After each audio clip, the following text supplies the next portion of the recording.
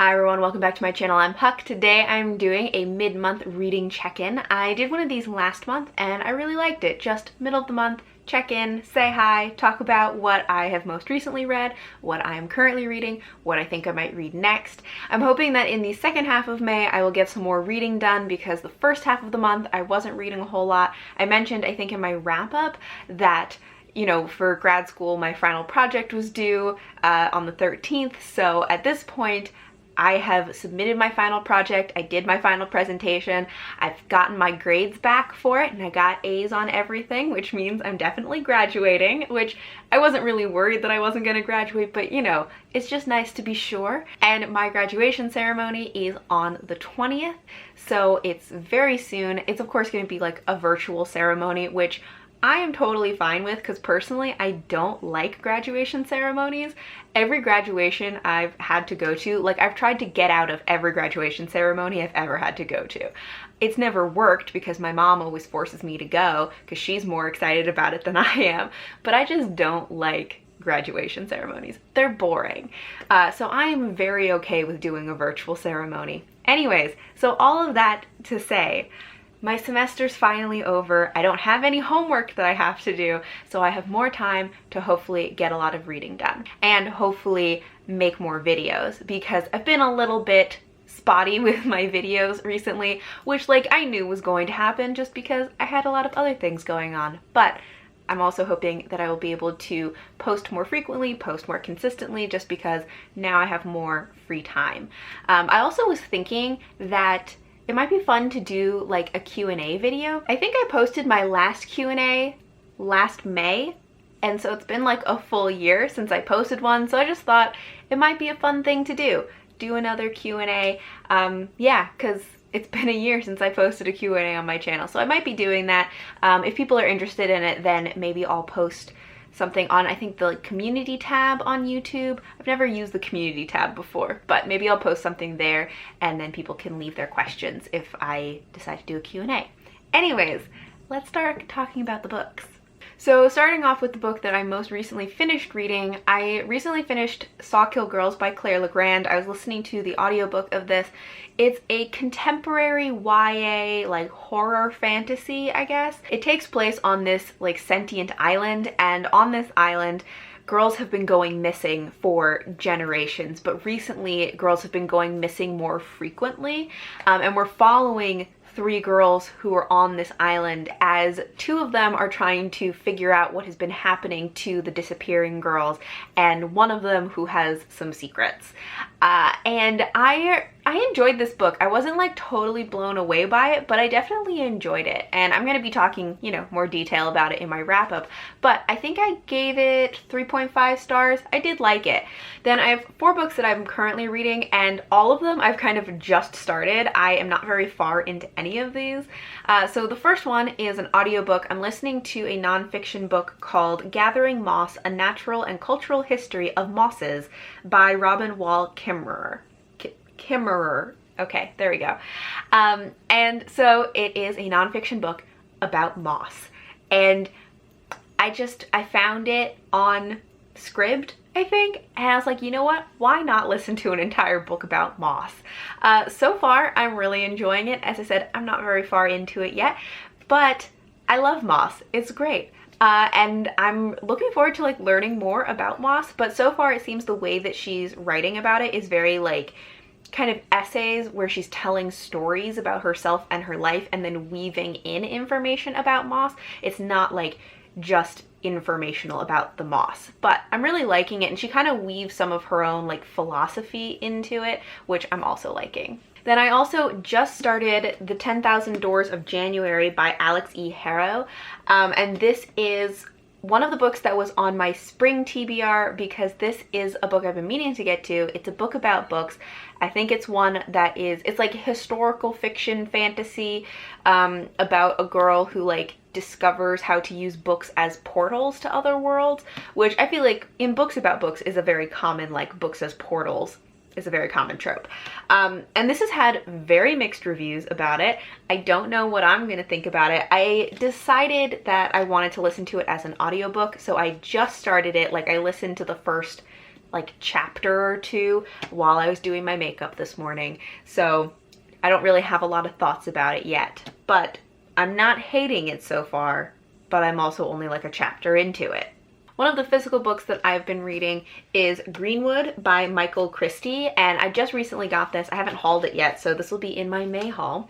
And this is, I think it's kind of like a near future, like environmental apocalypse / historical fiction, because it's about like this near future where there's been this like environmental devastation and pretty much all of the trees have disappeared except for like a few small pockets, one of which is this island in British Columbia where there are still trees there, and the main character is a guide to help like guide tourists around the trees that still exist there. And then but her family has like this weird connection to this island and these trees specifically, and so like her storyline is in a near future, but then the rest of the book is like following different generations of her family through the years, like in the past, kind of showing how their family got involved with these trees and this like connection that the family has had to these trees over generations and generations. So I'm not super far into this also. I am about 80 pages into it. It's like a 500-page book. And I am liking it so far. It's one that I was really interested in because I was like, it's about trees. That sounds amazing. And I am loving the tree aspects. I think that so far, it's kind of sad. And I don't know if now is the best time to read sad books, but like real world sad, you know? If it's like a sad fantasy book, it doesn't bother me so much because it's fantasy, but this takes place in the real world, and a lot of it is about like climate change and the impact that people have had on like trees and how much we're just like destroying the environment and screwing stuff up for the future. So that's not really fun. So like I am liking the book and I feel like it's a really good book and I could really love it, but I also don't know if I'm like in the right brain space to be reading this right now because it's just kind of sad. And the other physical book that I'm reading right now is The Lives of Locke Lamora by Scott Lynch. This is, I feel like, one that a lot of people on BookTube love, especially people who read like adult high fantasy, and I've been meaning to get to it for a long time. It follows, I just know that it follows a bunch of thieves and that people say that, you know, it has these really great friendships, and I haven't gotten to that point yet because I'm literally like 30 pages into it and I've only read the prologue. This has a 30-page prologue, and like it's a pet peeve of mine, but I hate prologues so much. They frustrate me so much. And if a prologue is more than like 5 pages, it just like exponentially doubles my frustration with it. I just don't like prologues. So a 30-page prologue was very annoying to me, but I have just finished the prologue, 30 pages in, and I'm gonna like finally actually start the story. But I am really looking forward to getting into the actual story of this. I'm hoping to really love it. Of course, I love like character-driven books. So if there are characters that I can love and there are friendships that I can get invested in, like I'm 100% on board for this. Also, I just like really enjoy thieves, so I just feel like this is going to be one that I like. I really hope that I'm right because I feel like so many of the like really popular like adult high fantasy books are the ones that are kind of like staples of the genre I just don't like. So I'm really hoping that this one agrees with me. Alright, so on to the books that I think I might read next. So the next physical book I'm thinking of reading is Green Rider by Kristen Britton. I just have been really into, like, I've been feeling like I want some good nature fantasy. This is a nature fantasy book as far as I know. It's one that people always recommend if you are looking for a nature fantasy. So I'm hoping to read this one next, I think, after I finish The Lives of Locke Lamora. And then for my next audiobook, after I finish The 10,000 Doors of January, I have two options I'm kind of going between. One is I might read The Lost Son by Tessa Gratton because it's the first book in the United States of Asgard series, which I really want to start. I recently mentioned it I think in my stay-at-home book tag that I really want to start that series because I love Tessa Gratton's books. I've just been like really loving them recently. So I wanted to start that. But also I've been really in the mood to read The Game of Kings by Dorothy Dunnett, and I think that I'm going to read this as an audiobook because I did start reading it at one point and I got about 35 pages into it. I don't like the writing style. It just like, I don't know, the writing style wasn't working for me.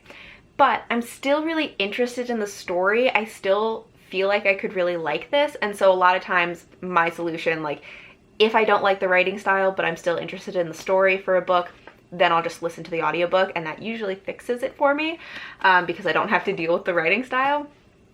But yeah, so this is one that I'm thinking I might try next as an audiobook because I've kind of been in the mood for it. The only thing is it's a very long audiobook. So like this one I think is like a 21-hour audiobook or something, and The Lost Son is like a 9-hour audiobook. So it depends on like how much of a commitment I'm feeling like making for my, you know, audiobook listening. But this is another one that I'm thinking I want to get to, also because this was also on my spring TBR, and May is my last chance to finish things that were on my spring TBR. So those are the books that I have been reading recently and what I'm thinking I might read next. I have really been in the mood to read recently because now I like suddenly have time to read. So I'm hoping to take advantage of that and really get some good reading done. And I'm hoping to like also just start some other like projects and things that I can listen to audiobooks while I'm working on them. Anyways, thank you all for watching, and until next time, bye!